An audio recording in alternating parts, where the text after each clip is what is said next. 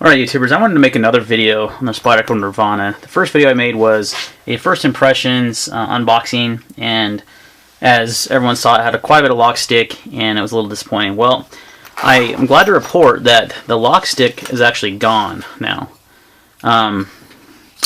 So there's a couple things that I'd recommend. If you get one, first thing is to clean it off really well. I did that right off the start, just took a rag and just cleaned off because they come pretty saturated in oil, so I would definitely recommend doing that. Number two, if that doesn't fix it, you can sit and flip it and open it, flip it, do that, see if that unlocks it.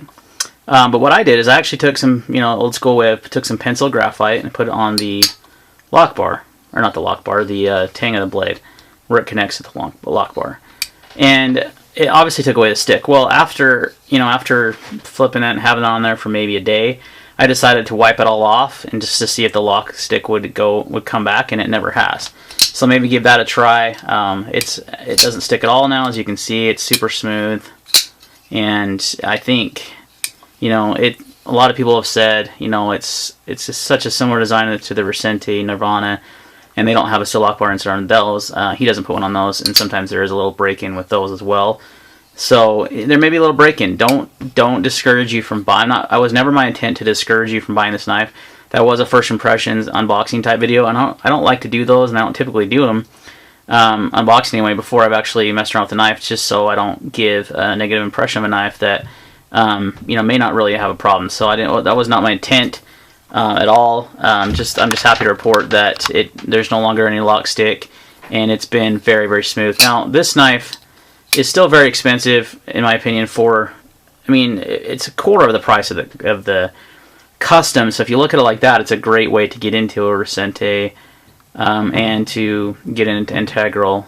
But it's still pretty pricey for being made in Taiwan, and it is, quality-wise, is there. So is it worth the money? That's kind of up to you. It is a very high-quality knife. It is a thing of beauty, really, is what it is. It's not something that I think that I will actually carry and use, though. It's a little large in the handle for me. There's quite a bit of handle sticking out, and I've actually sold this knife, and I'm actually moving it on to the next owner. But before I did that, I wanted to make a quick update video just to show that the stick has gone away, that was not really an issue, and I feel like it won't be an issue with others. I've only heard of one person so far that hasn't had their stick go away. So just want to do a quick update on that, not to deter you from buying this knife. If you love the design, and if you don't mind ponying up the $430 for it, then go ahead and do that. Like I said, for me, I wanted to experience it and to get my hands on it, and it's beautiful. It's very, very well designed. Its fit and finish is great on it, and the lock stick has gone away. Just for me, it wasn't something that I think I would carry and use, and I don't typically have a lot of save queens. So that's it, guys. I want to do a quick update video. Any questions or comments, leave them down below. We'll see you next time.